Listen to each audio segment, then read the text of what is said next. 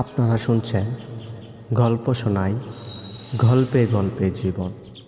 আজকে শুনবেন পদ্মা নদীর মাঝি পর্ব 6। লেখক মানিক বন্দ্যোপাধ্যায়। যখন সেখানে যায় তখনই সকলেই নিশ্চিত জানিয়েছিল তাহারা মরিতে যাইতেছে।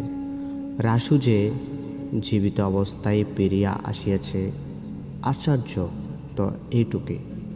এমনই আশ্চর্য যে রাসুকে সম্মুখে উপস্থিত দেখিয়াও যেন বিশ্বাস হইতে চাহে না যে সে সত্য সত্যই পেরিয়া আসিয়াছে।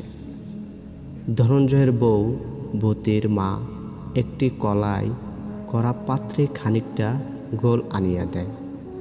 রাসু চোখের পলকে এক নিঃশ্বাসে তা গিলিয়া ফেলে। সমবেত জনতা এতক্ষণ বিশৃঙ্খল হইয়া ছিল। ক্রমে ক্রমে প্রত্যেককে এক একটি সুবিধাজনক স্থান গ্রহণ করিয়া বসিয়া পড়িলে রাসুকে ঘিরিয়া একটি সুন্দর শৃঙ্খলাবদ্ধ সভার সৃষ্টি হয়। তারপর একে একে উঠিতে থাকে প্রশ্ন। রাসুর প্রত্যেকটি কথা সকলে সাগ্রহে গিলিতে থাকে। প্রীতম শিহরিও জিজ্ঞাসা করে, ময়নাদ্বীপে ভাগ সিঙ্গি আছে না রাসু?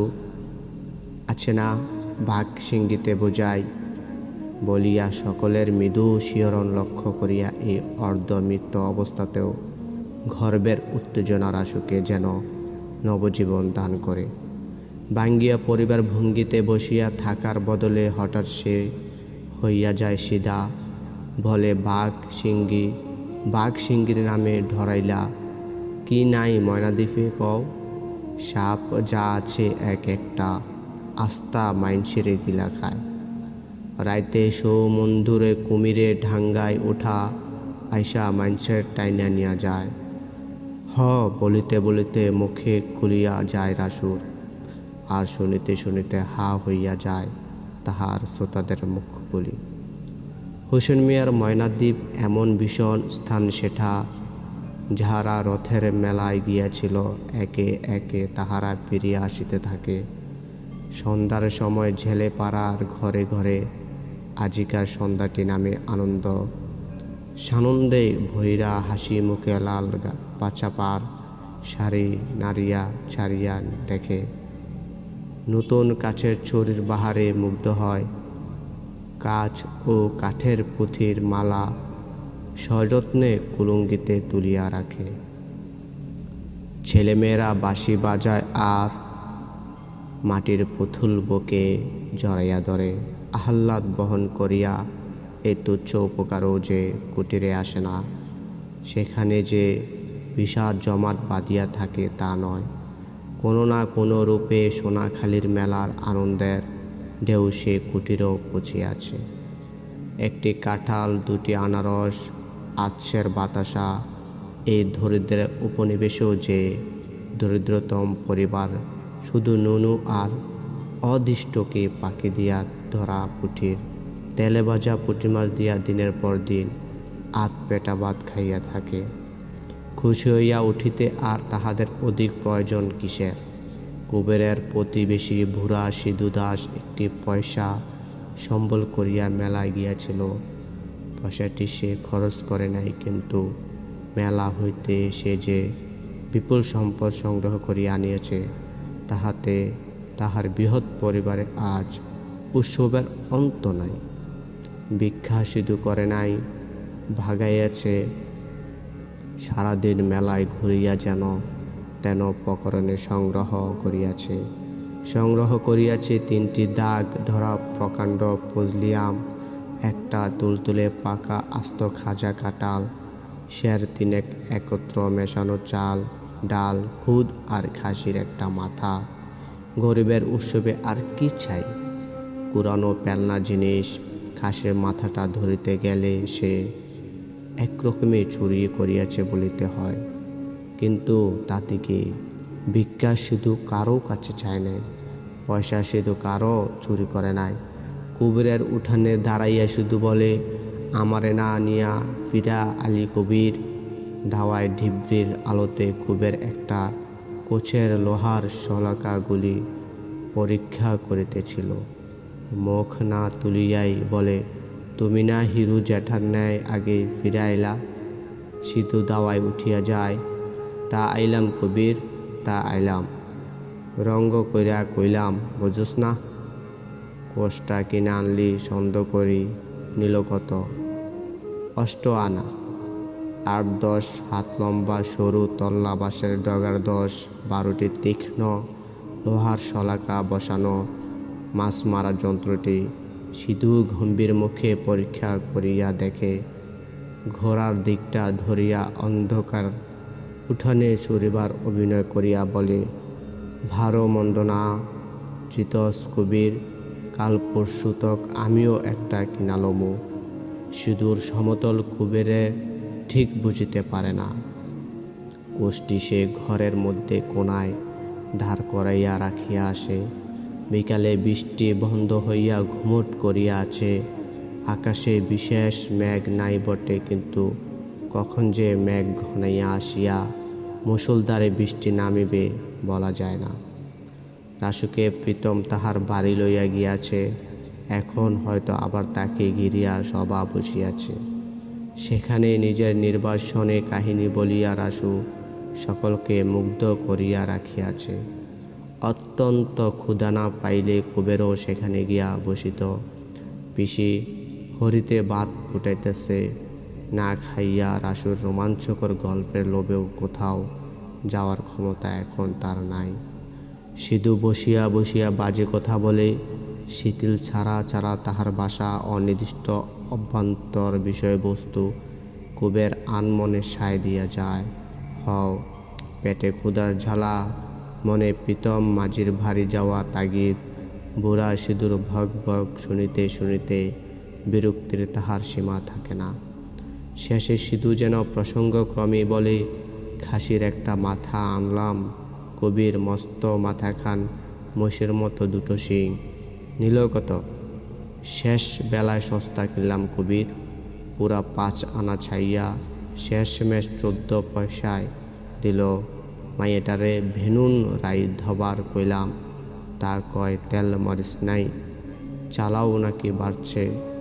সিধুর কথা শুনিবার সমস্ত আগ্রহ কুবের সহসা হারাইয়া পেলে।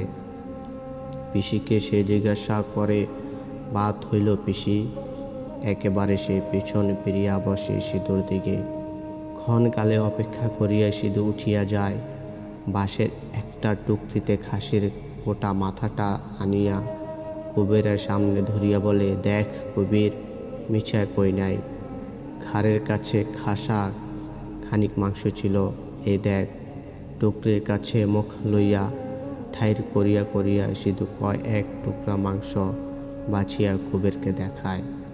করুণ নয়নে কুবেরের মুখের দিকে চাহিয়া বলে, তেল মরিচ দিয়া ভেনুন যা হইব অরমত, আমিনুদ্দির ঠাই পেঁচ রসুন মাইগা আইনা আমার দেখাও কেন? রাতঘা ভেনুন। সিধু আবার স্পষ্ট করিয়া বলে, তেল মরিচ আর 1 মুঠা চাল দে কবির, তরেও ধেমুনি ভেনুন। কুবের সন্দিগ্ধ হইয়া বলে, দিবানি নির্যাস। সিধু আহত হইয়া বলে, ধেমুনা কস কি কবির, তরে না দিয়া জামু কই? তেল মশলা এবং চাল লইয়া সিধু উঠিল। আতুর হইতে মালা বলিল, ভোর কি বজ্জাত, মাথার ভাগ দিব না, ওইটা কলা দিব দেখ। কুবের উদাসভাবে বলিল, না দেহে না দ্বীপ, আজ তো শেষ না, আরেকদিন আইলে মাইরা খেদাই দেমু। আমার লগে ছালাকি কইরা যাইব কই? ভাত নামিলে ইলিশ মাছ ভাজা আর লঙ্কা রক্তিম তরকারি দিয়া পেন্সমতে তপ্ত অন্নে কুবের মুহূর্তের মধ্যে পেট ভরাইয়া ফেলিল। গোপীকে খানিক পরে একটা বাটি লইয়া গিয়া সিধুর কাছ হইতে খাসির মাথার ব্যঞ্জন আনিতে বলিয়া সে বাহির হইয়া গেল। প্রীতম মাঝির বাড়ি জিয়ালে পাড়ার একেবারে উত্তম সীমান্তে। গোয়ালের ভিতর দিয়া তাহার বাড়িতে ঢুকিতে হয়। গোয়ালের একদিকে বাঁধা থাকে 2টি শীর্ণ গরু, অন্যদিকে থাকে প্রীতমের প্রসিদ্ধ ভেড়াজাল। এত বড় জাল কেতুপুরের আর কাহারও নাই। বাড়িতে উঠানের ভালাই নাই। গোয়াল পার হইয়া ঢুকিতে হয় প্রকাণ্ড একটা ঘরে। দুপাশের ছোট দুখানা ঘরে ঢুকিবার দরজাও এই ঘরের ভিতর দিয়া। কার্পণ্য ও ভেড়া জালটির মতো বাড়ি করার এই খাপ ছাড়া ডঙ্গ পিতমের কম প্রসিদ্ধ নয়। লোকে নাম দিয়াছে কয়েতখানা। ঘরের পিছনে খানিকটা পাকা জায়গা, তারপরে একটা ঢোবা। ঢোবার ওদিকে ভাসবনের পরে আরও মানুষের বসতি নাই। বহুদূরে বিশুস্ত্র শস্যক্ষেত। আষাঢ়ের ঘোরাতেই এখন অর্ধেকের বেশি জলে ডুবিয়া গিয়াছে। বাঁশবনে ঝেলেপাড়া প্রায় সকলেরই পরিচিত একজোড়া 5 ফুট লম্বা গোখরো সাপ বাস করে। ডোবায় থাকে কয়েকটি গোসাপ। বড় বড় খানা সভা রীতিমতোই বসিয়াছিল। ঘরে ঢুকিয়া কুবের অবাক হইয়া দেখিল সভাপতি রাসু নয়, হোসেন মিয়া। পিতমের কাঠের সিন্দুকটার উপরে কথা ভাঁজ করিয়া পাতিয়া হোসেনকে বসিতে দেওয়া হয়েছে। রাসু মিশিয়া গিয়াছে একেবারে ভিড়ের মধ্যে। সকলের মুখেই একটা দারুণ অস্বস্তির ভাব, আর চোখে সকলেই হোসেন মিয়ার দিকে চাহিতেছে। এতগুলি লোকের নিঃশ্বাসে ঘরের আবদ্ধ বাতাস হইয়া উঠিয়াছে দূষিত। গরমে হোসেন মিয়ার কপালে বড় বড় ফোঁটায় জমিয়া আছে ঘাম। এদিক ওদিক চাহিয়া কুবের টুপ করিয়া সকলের পিছনে বসিয়া পড়িল। হোসেন মিয়া এখানে আসিয়া জুটিল কোথা হইতে। এত লোকের সামনে রাসুর সঙ্গে যখন তাহার মুখামুখি হইয়া গিয়াছে, কি কাণ্ডটা আজ হয় দেখো। কুবের বিষাদ বোধ করে, আহা, এত বড় একটা কর্মঠ শক্তিশালী লোক, এক ঘুয়ে সম্মান কামী লোক, কপালের ফেরে বড় জব্দ হইয়া গেল। রাসু তাহাকে একেবারে হাতে নাতে ধরাইয়া দিয়াছে সকলের কাছে। যে এত প্রতিপত্তি অর্জন করিয়াছিল, আজ বুঝি তাহার উঠিয়া কথা বলিত বাধিতেছে। সোজাসুজি অপমান করিবার সাহস হয়তো কাহারও হয় নাই, কিন্তু কৌশলে নানাভাবে নানা ইঙ্গিত কত লজ্জায় লোকটাকে সকলে না জানি এতক্ষণে দিয়াছে। কুবের এমনই মমতা বোধ করে। সে ভাবিতে থাকে, পারিলে আজ সে হোসেন মিয়ার পক্ষে লইত। ক্ষোভ দেখাইয়া মিথ্যা আশ্বাস দিয়া হোসেন মিয়া যে রাসুর স্ত্রী পুত্রকে সুদূর ময়না দ্বীপে লইয়া গিয়া হত্যা করিয়াছে, কোনো যুক্তি দেখাইয়া তাহার এই কৃত্যে সে সমর্থন করিতে কুবের তাহা জানে না। সে যাকে ভয় করে, এত লোকের সামনে তার মাথা হেঁটে হইয়া যাওয়ার মনে মনে সে শুধু ব্যথা পাইতেছিল। অন্ধ আবেগের সঙ্গে তার মনে হইতেছিল, যারা পঙ্গু অসহায় জীব, শক্তিকে লজ্জা দেওয়া তাদের পক্ষে ভালো কথা নয়। মানুষের ধর্ম বিরুদ্ধ এই কাজ। এই কথা কুবের জানে যে হোসেন মিয়ার বিচার করিয়া শাস্তি বিধানের কল্পনা জেলে পাড়ার এই সমবেত মাতব্বরেরা করিবে না। তবু আজ এই সমষ্টি বিচারকের ভঙ্গি গ্রহণ করিয়াছে। কি স্পষ্টভাবে না হোসেন মিয়াকে অপমান করিতেছে। সকলের বসিবার ভঙ্গি, চাহিবার ভঙ্গি, চুপ করিয়া থাকার ভঙ্গি, বিচলিত ও উত্তেজিত হইয়া এদিক ওদিক চাহিতে চাহিতে কুবের দেখিতে পাইল জহর, আমিনউদ্দিন এবং আরও 2 জন মুসলমান মাঝি অত্যন্ত গম্ভীর মুখে একদিকে বসিয়া আছে। ধরিতে গেলে এরাই কেতুপুরের মুসলমান মাঝির সমাজ। আরও 2-4 জন যারা আছে তারা একান্ত নগণ্য। এদের সংখ্যা 5-6 ঘরের বেশি হইবে না। জেলেপাড়ার পূর্ব দিকে এদের একত্র সন্নিবেশিত ভারিগুলিতে ভেড়ার বাহুল্য দেখিয়া সহজে চিনিতে পারা যায়। যতই ঝীর্ণ হইয়া আসুক, ছেঁড়া চট দিয়া সুপারি গাছের পাতা দিয়া মেরামত করিয়া ভেড়াগুলিকে এরা খাড়া করিয়া রাখে। অথচ খুব যে কঠোরভাবে পদাপ্রথা মানিয়া চলে তা বলা যায় না। মেয়েদের বাহিরে না আসিলে চলে না। নদীতে জল আনিতে যাইতে হয়। পুরুষেরা কেহ বাড়ি না থাকিলে দোকানে সওদা আনিতে যাইতে হয়। বাড়ির আনাচে কোনাচে লাউ কুমড়া ফলিলে, মুরগিতে ডিম পারিলে গ্রামে গিয়া বেচিয়া আসিতে হয়। ভেড়াগুলি পর্দা রাখে শুধু অন্দরে। আর এমন বউজি বাড়িতে যদি কেউ থাকে যার বয়স খুব কাঁচা, তাহার এরা এবং জেলপাড়ার অমুসলমান অধিবাসীরা শ্রদ্ধাবেই দিন কাটায়। ধর্ম যতই পৃথক হোক, দিন যাপনের মধ্যে তাহাদের বিশেষ পার্থক্য নাই। সকলেই তাহারা সমভাবে ধর্মের চেয়ে এক বড় অধর্ম পালন করে, তা দারিদ্র। বিবাদ যদি কখনো বাধে, সে সম্পূর্ণ ব্যক্তিগত বিবাদ। মিটিয়াও ঝাড় অলি কুবেরের সঙ্গে সিঁদুর যে কারণে বিবাদ হয়, আমিনউদ্দিনের সঙ্গে জহরের যে কারণে বিবাদ হয়, কুবের আমিনউদ্দিন বিবাদও হয় সে কারণে। খুব খানিকটা গালাগালি ও কিছু হাতাহাতি হইয়া মীমাংসা হইয়া যায়। মধ্যস্থতা হয়তো করে জহর মাঝি। বলে কুবের এই ছাড়ান দাও, আরে হই আমিনউদ্দিন সামাল দে, পোলাপানের পাড়া কাইজা করস, তগর শরম নাই। কুবের লক্ষ্য করে আশ্চর্য হইল, এ আমিনউদ্দিন আজ একটি বিশিষ্ট ব্যক্তি হইয়া উঠিয়াছে। হোসেন মিয়ার দিকে সে চাহিয়া নাই, সে চাহিয়া দেখিতেছে আমিনউদ্দিনকে। আমিনউদ্দিন অস্বস্তি ও অত্যন্ত সুস্পষ্ট। জহরের মধ্যস্থতায় অনেকবার বিবাদে মিটিল। মনে মনে আমিনউদ্দিন উপর কুবেরের রাগ ছিল। চোখে চোখে মিলিতেও সে চোখ ফিরিয়া লইল। কেউ কথা কহে না। কি ভাবিয়া হোসেন মিয়া হঠাৎ কুবেরকেই বিলম্বিত সম্ভাষণ জানাইয়া বসিল।